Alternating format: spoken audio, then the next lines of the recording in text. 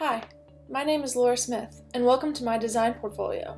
I created this website in order to display the various projects I've worked on for my Master of Arts in Professional Communication degree. The goal for my portfolio is to show that I have mastered the 6 competencies established by my graduate program.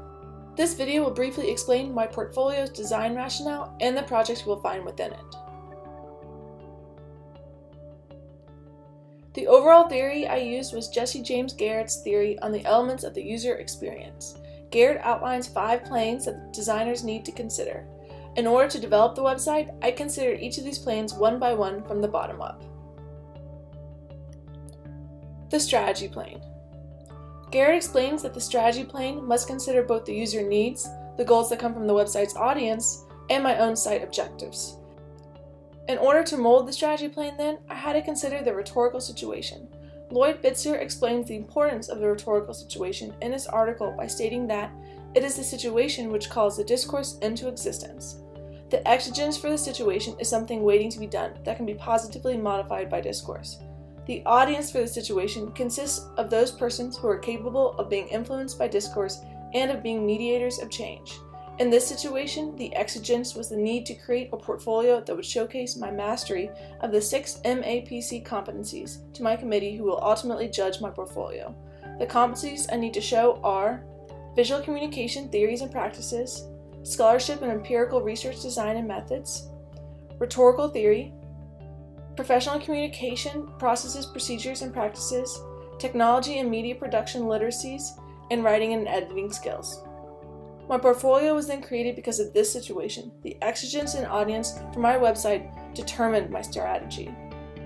Next, we have the scope plane. The scope of my website explains what features, functions, and content need to be included.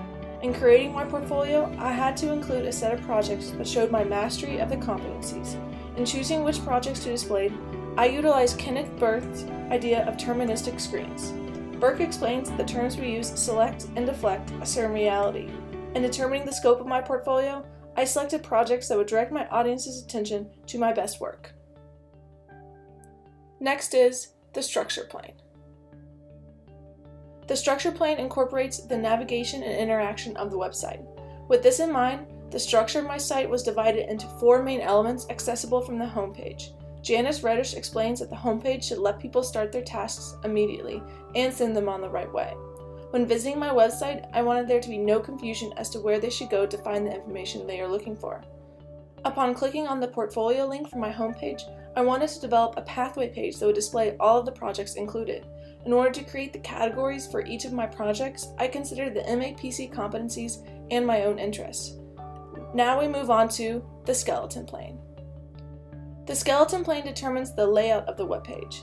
In developing the layout, I wanted the final deliverable for the project to be the most salient feature on the page, but I also wanted my discussion to be easily accessible as well. In order to facilitate these needs, I displayed the final product next to a set of anchor links that would take the user to the information they might be looking for. While developing the rest of the layout, I followed many of Steve Krug's guidelines. I made sure that the most important elements of my website, my client project, my portfolio, and my individual projects are available on every page in the persistent navigation. I also made sure that every page includes a button back to the home page, a logo, and a page name. In order to develop the layout of the home page, I wanted to make it simple, so when users select the first reasonable option, it will most likely be the option they are looking for. Lastly, we have the surface plane. This plane concerns the visual design of the website, its look and feel. In regards to the homepage, I considered Reddish's idea that the homepage should establish the brand and personality of the website. I wanted to present myself as a designer. In order to do so, I created a clean look with minimal noise. I also carefully chose the color scheme, the font styles, and the look of the navigation. By carefully balancing the weight of these elements, I believe I achieved my desired aesthetics. This concludes my discussion of my design rationale. Now I would like to tell you a little bit about the projects within my portfolio. For my web design project, I developed a website for 356 Sushi in Clemson.